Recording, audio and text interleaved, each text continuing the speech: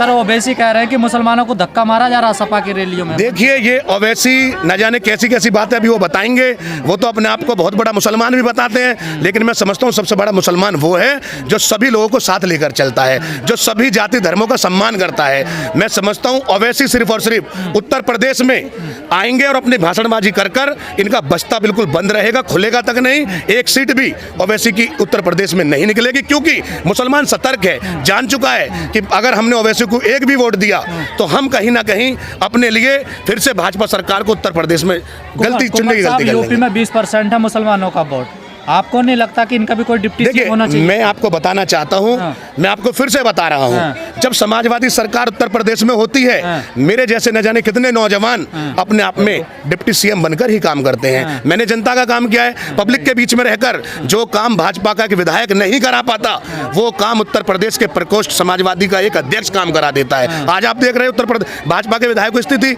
एक विधायक अगर कोई किसी से बाइक छुड़वाने के लिए कह दे तो विधायक का कहना यह होता है कि हमारा इंस्पेक्टर हमारा फोन नहीं उठा रहा। 7% वाला मुख्यमंत्री बनेगा, 20% वाला कोषाध्यक्ष बनेगा। देखिए मैं आपको बताना चाहता हूं, जब प्रदेश में इतने कमजोर हैं, नहीं, जब समाजवादी सरकार प्रदेश में बनेगी तो समाजवादी पार्टी में मुसलमानों को बहुत बड़ी अहमियत दी जाएगी, जिम्मेदारी दी जाएगी। आज आप देखें आजम खान के लिए तो कुछ नहीं हो रहा। देखिए आजम खान के लिए वो एक कानूनी मुद्दा है, उसमें कानूनी प्रक्रिया चल रही है। और दूसरी बात यही रही, मैंने भी और सारे प्रकोष्ठों के अध्यक्षों ने और प्रदेश अध्यक्षों में अपने अपने मजिस्ट्रेटों को ज्ञापन भी सौंपा कि उनकी रिहाई की जाए, लेकिन इन्होंने झूठ बोलकर ऐसी ऐसी बातें, ऐसे ऐसे मुकदमे दर्ज करके बकरी चोरी, भैंस चोरी, किताब चोरी, जो आदमी पूरे उत्तर प्रदेश में एक रामपुर जैसे शहर में महिलाओं को, युवाओं को शिक्षा देता हो, क्या वो किताब चोरी कर सकता है? लेकिन सर आपके वकील इतने कमजोर हो गए कि जमानत नहीं दिलवा पाए। देख लिया, हमारे वकील कमजोर नहीं है, लेकिन आप भी अच्छे से जानते हैं कि भाजपा, देखिए चोरी, भैंस चोरी, देखिए भाजपा सत्ता में है, भाजपा का काम है जो भी उसके खिलाफ बोलता है उसको हर तरह से मजबूत झूठी कार्रवाई करके सिर्फ और सिर्फ सलाखों के अंदर करना। आप अच्छे से देखो, कोर्ट में तो झूठी नहीं चलेगी ना। नहीं, मैं आपको बताना चाहता हूं, इस देश में आज स्थिति ऐसी है कि उन्होंने इस देश के हर महकमे को खरीदने का काम किया है। आप देखो कैसे कैसे फैसले इस उत्तर प्रदेश में आज लिए जा रहे हैं, रातों रात नोटबंदी कर दी जाती है, रातों रात ऐसे ऐसे फैसले ले लिए जाते हैं जिससे सिर्फ किसी एक का ही नहीं, सारे समाज का, सारे समुदाय का नुकसान होता है। और आप अच्छे से जानते हैं कि हमारा सिर्फ और सिर्फ ये सबको साथ लेकर चलने का एजेंडा और विकास का एजेंडा है। कन्नौज में जो है, जो समाजवादी इत्र के मालिक हैं जी, उनके यहाँ पे कार्रवाई तो हो रही है। देखिए आप अच्छे से जानते हैं, उनको जो छापा मारना था वो कहीं और मारना था और छापा गलती से लग गया बीजेपी वाले व्यापारी पर, तो अब वो कहीं ना कहीं शर्मिंदा है क्योंकि उनका मुखौटा उतर चुका है और उनका असली चेहरा सामने आ चुका है और जनता ने मन बना लिया है कि अभी हमारी प्रदेश अध्यक्ष जी ने बताया था, जब भाजपा के लोग अपने घरों के अंदर सैनिटाइज होकर अपने कमरों में छुप रहे थे, समाजवादी कार्यकर्ता सड़क पर उतरकर उन गरीब मजदूर लोगों को कच्चा राशन बांटने का काम कर रहे थे। प्लान जब लोग कर रहे थे उन लोगों को उनके घर तक छोड़ने का काम अगर किसी ने किया, समाजवादी लोगों ने किया। लेकिन सर आपने जवाब नहीं दिया। 3% वाला डिप्टी सीएम बन सकता, 7% वाला मुख्यमंत्री बन सकता। देखिए मैंने आपको बताया 20% वाला ये पार्टी नेतृत्व का आदेश है। जब समाजवादी सत्ता में होगी मैं आपको आश्वासन भी दे रहा हूं, मांग की हुई है, मैं बता रहा हूं आपको, जब समाजवादी सरकार आएगी मुस्लिमों को बहुत बड़ी जिम्मेदारी भी दी जाएगी, हिस्सेदारी भी दी जाएगी। जियाउल हक का मर्डर कैसे हो जाता है?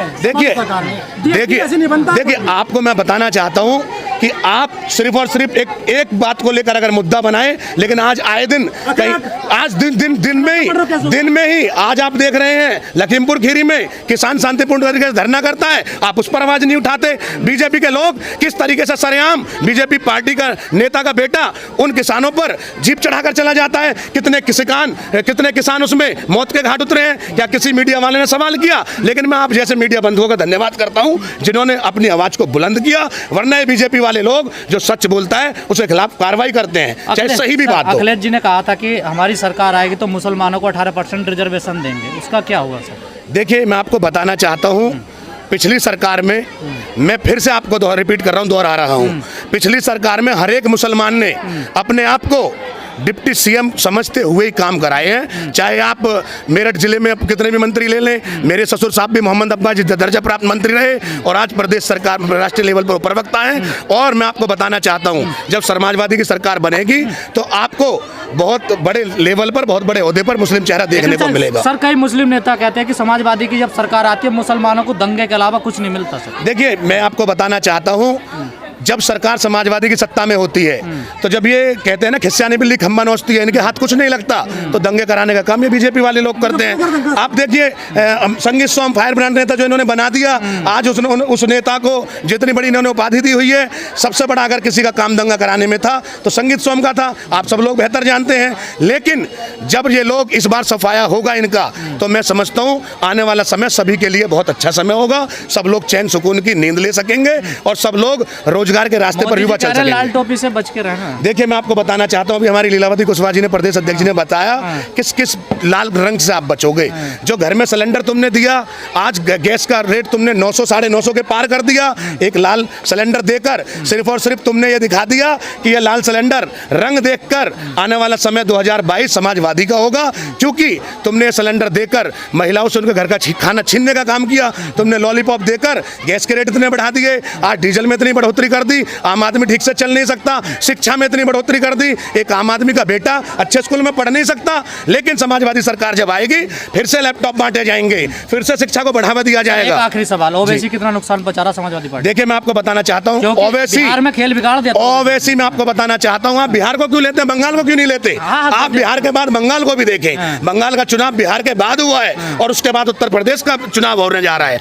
ओवैसी यहाँ से अपना मुंह लटकाकर ऐसे जाएगा, इंशाअल्लाह ताला वो आने वाले समय में उत्तर प्रदेश का चेहरा तक नहीं देखेगा, आएगा तक भी नहीं। अखिलेश जी की सरकार बनेगी जिससे कि महिलाएं सुरक्षित रह सके, महिलाओं को सम्मान मिल सके। आज क्या समीकरण बनना, कैसे सरकार बनेगी? देखिए जैसा कि आपको मैं बताना चाहता हूँ कि हमारा सिर्फ और सिर्फ एजेंडा जो है वो काम का एजेंडा है, और हम जो सरकार बनाएंगे अपने काम को लेकर बनाएंगे। क्योंकि हमने 2012 से लेकर 17 तक समाजवादी सरकार जब सत्ता में थी, उस टाइम पर हमने शिक्षा पर जोर दिया, उस टाइम पर हमने रोजगार पर जोर दिया, और हमने शिक्षकों के हाथ मजबूत करने के लिए लैपटॉप वितरित करने का काम किया। सर आपने कहा हम काम के आधार पर सरकार बनाएंगे, पर 17 में तो नहीं बनी आपकी सरकार से। देखिए पब्लिक है और पब्लिक के दिल में घुसना इतना आसान नहीं होता। बीजेपी वाले लोग जो हैं ये बड़े बड़े झूठे वादे करना अच्छा से समझ जानते हैं, और समाजवादी के लोग बिल्कुल क्रिस्टल क्लियर, बिल्कुल आर पार दिखने वाले पारदर्शी लोग हैं। भाजपा ने लोगों से बड़े बड़े वादे किए, जुमलेबाजी की कि महिलाओं को इस तरीके से हम इतना सम्मान देंगे, इतना रोजगार देंगे, और हम आए वर्ष 1 करोड़ रोजगार देंगे। लेकिन आप अच्छे से देख सकते हैं कि आज प्रदेश में महिलाओं की स्थिति बद से बदतर है, रोजगार देखने को लिए नहीं है। आज बड़ी बड़ी कंपनियां ऐसा प्लान करने को मजबूर हैं। आपकी मौजर बियर जहां पर रोजगार मिलता था, आज वो प्लान करने के लिए मजबूर है।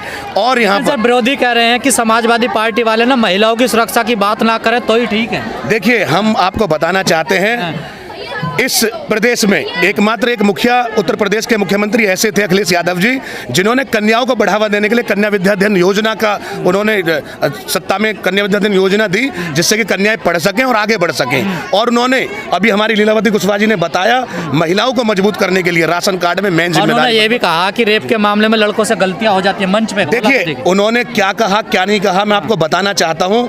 हमारी सरकार ने उस उत्तर प्रदेश को आगरा से जल लेकर लखनऊ तक दिया एक्सप्रेसवे, और इन एक्सप्रेसवे पर अगर सबसे ज्यादा कोई महिलाओं के साथ, तो मायावती ने बनवाया ना। देखिए मायावती जी ने एक्सप्रेसवे के साथ साथ अपनी मूर्तियां बनवाकर खुद को अपनी पहचान देने का काम किया, और अखिलेश जी ने जो भी जनता का पैसा था वो सिर्फ और सिर्फ जनता पर काम करने का काम किया। चाहे आप एक्सप्रेसवे को देखें, चाहे आपके यही हमारे नोएडा में सैमसंग फैक्ट्री जब उन्होंने हमारे यहाँ पर स्थापित की, तो उसमें युवाओं को जो रोजगार देने का सबसे पहला अगर मजबूत काम किया तो अखिलेश जी ने किया। और आज उस कंपनी में, उस फैक्ट्री में स्थिति ये है कि बाहर बोर्ड लगा हुआ है, बड़े बड़े शब्दों में लिखा हुआ है। ओवैसी आ गए हैं मैदान में। देखिए मैं आपको बताना चाहता हूँ, ओवैसी का चेहरा बिल्कुल साफ है कि वो भाजपा का बी ग्रुप है। एक तरह से ओवैसी का जो चेहरा है वो पब्लिक के सामने खुलकर आ चुका है, और इस बार समाजवादी पार्टी को मुस्लिम इतनी मजबूती से उसकी तरफ, पार्टी की तरफ देख रहा है कि अगर समाजवादी पार्टी से अलग जरा सी भी कोई गलती हुई तो शायद मैं समझता हूँ उत्तर प्रदेश में हम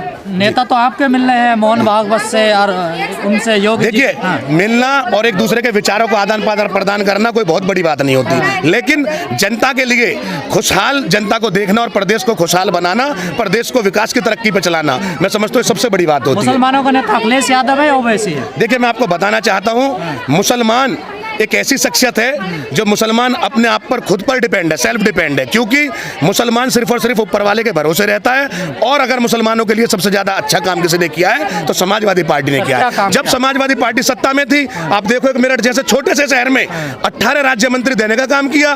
किसी का बेटा, किसी का भाई समाजवादी पार्टी में बहुत बड़ी हिस्सेदारी रखता था। और तो और मैं आपको सिर्फ और सिर्फ बताना चाहता हूं कि समाजवादी सरकार में एक सर पर टोपी और चेहरे पर दाढ़ी हुआ करती थी तो सबसे पहले मुसलमान का काम हुआ करता था। देखिए बीजेपी मंत्री बना रही है, सिर्फ बीजेपी सिर्फ और सिर्फ लॉलीपॉप देकर मोहसिन रजा को बना रही है। अब मैं कहना चाहता हूं, अब से पहले जब वसीम रिजवी वो भी बीजेपी का अपने आप को कहते थे, बीजेपी सिर्फ और सिर्फ धर्म परिवर्तन करवाने का काम करती है और समाजवादी पार्टी सारे धर्मों को, सारे समाजों को साथ लेकर चलने का काम करती है।